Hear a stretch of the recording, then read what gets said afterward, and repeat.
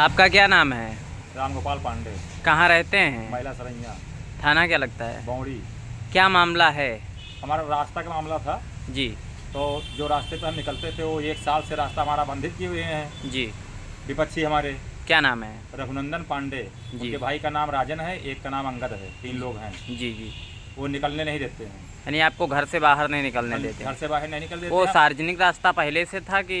जी नहीं, हम्म, हमारी ज़मीन वहाँ पे थी ही नहीं। हम्म, ज़मीन हमारा जहाँ पे था वो रास्ता पहले बंधित था।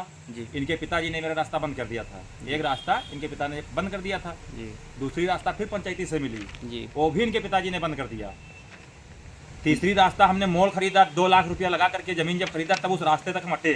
जी जी। तो वो नवीन प्रति भूमि ज़मीन है, सरकारी ज़मीन है, उसी पे हम आते जाते थे 2016 से। जी। 2017 में हमने ज़मीन खरीदा है और 1 साल पहले उस रास्ते को मैंने बना लिया था, उसी पे हम निकल रहे थे। जी अब वो सरकारी ज़मीन है, वो कह रहे हैं कि हमारे आगे है, ज़मीन हमारी है, तुमको रास्ता ही नहीं निकलने देंगे। जी। इसके बाद में क्या हुआ है अब? और उन्होंने? उन्हीं लोगों ने मुझे ज़मीन भी खरीदवाया था। जी भरतलाल ददुआ जो जिला पंचायत से मौके के हैं, मासी जी। विधानसभा क्षेत्र से, जी वो और रघुनंदन पांडे और जी। गांव के और कुछ लोग 10, 20, 25, 30 लोग, मेरे पास जो कागज़ है उस ज़मीन का, उसमें वो गवाही भी हैं। इसके बाद मारपीट का मामला? मारपीट तो ये अभी 4 तारीख को हुआ है। जी। 4 जिसे जो 4 तारीख बीत चुका है, इसी 4 तारीख को। 4 तारीख को क्या हुआ आपके साथ में? 4 तारीख को कोई हमारा उनका विवाद नहीं था। जी हम अपने खेत से कुछ काम धाम करके आए तो गर्मी लगी थी, जी। तो हमने कहा थोड़ा ब्रह्मचारी बाबा के स्थान पे और लोग बैठे थे, तो हमने कहा वहाँ पे अच्छी छाँ है, चल के जुड़ा लेते हैं, हवा खा लेते हैं। जी। वहाँ पर गए, बैठे थे, कुछ लोग हमसे बात भी कर रहे थे आपस में, इसी बात कही कर रहे थे खेती पाती बारे में। इनके भाई एक जो है अंगद हैं, जी तो वो गए उस पेड़ के नीचे, जी। किसी से कुछ नहीं बोला, ना हमसे ना कोई से, किसी से नहीं, जी। बस जा करके वो मेरा कॉलर पकड़ करके और पहले 4 झापड़ मारे। उसके बाद में वो स्थान ऊंचा था, लमसम में करिहाव कत्ता ऊंचा, जी। उसी से ऐसे आइज करके मुझे और पटक दिया। कौन था, क्या नाम था उसका?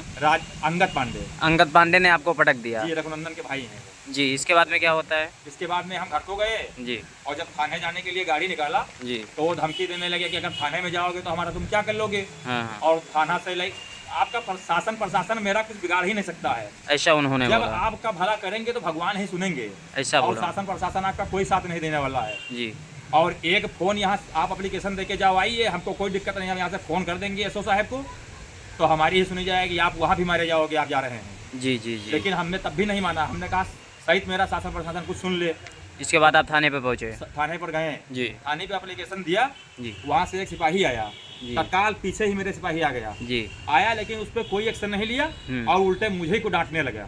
जी वो झूठा बता दिया कि उसको गाड़ी गुप्तारी दिया है तब उसको मारा है मैंने, झूठा बताया मुझे, जी गाड़ी गुप्तारी दिया है तब मारा। तो जी। मुझे थाने फिर बुलाया गया, मैं गया, 1 घंटा इंतजार किया। बड़े साहब एसओ साहब जो थाने के होते हैं जी जी वो भी आए, उनसे भी कहा, जी। कहते हैं चलो देख लेंगे, देखते हैं, जी रुकिए आप देखते हैं। देखते देखते संध्या हो गया, 1 घड़ी रात हो गया। जी तो कहा साहब मैंने अब हम जाएं, कार्रवाई मेरी हो गई, जी तो कहें जाइए, फिर सुबह आना। जी फिर सुबह गए, 1, 1:30, 2 बजे तक बैठे रहे थाने में, जी कोई सुनवाई नहीं। जी फिर विपक्षी को किसी तरह से बुलाए उन्होंने, जी बुलाए और उनसे इतना भी नहीं पूछा कि आप इनको क्यों मारे हैं, जी।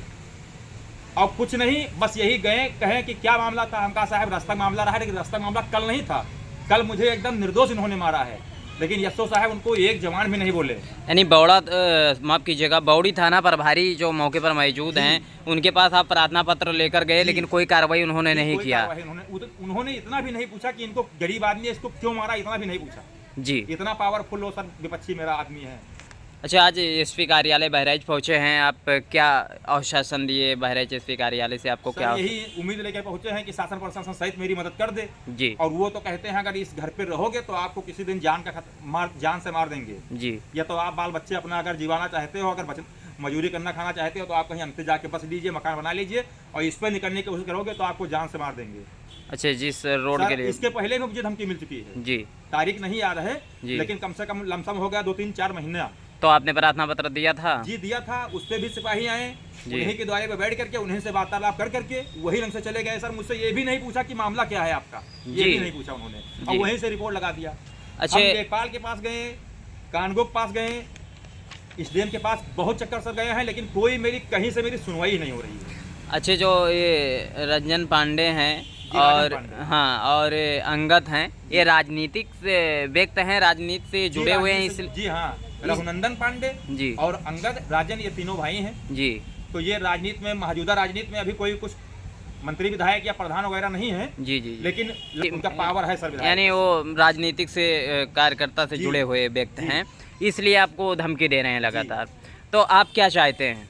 अब हम यही चाहते हैं कि शासन प्रशासन अगर न्याय कर देगा तो रहेंगे, जी। या तो अपना हम परिवार ले करके इकट्ठा जी और पेट्रोल पेट्रोल ढा करके जल जाएंगे। हम इतना वो हो गए हैं, मुझे 20 सड़क पर इतना मारा गया है, इतना मारा गया है कि मैं मुंह दिखाना नहीं चाहता था, लेकिन बाल बच्चे छोटे छोटे हैं, उनके कारण मैं जी रहा हूँ इस तरह। आखिरी बार आप क्या कहना चाहेंगे? बौड़ी थाना प्रभारी से आप आखिरी बार क्या कहना चाहेंगे? जी अब क्या कहना चाहेंगे, जब गए और कोई न्याय नहीं मिला तब हम यहाँ पे आए हैं। अगर न्याय हमको वहाँ पे मिल गया होता तो हम यहाँ पे क्या करने आते?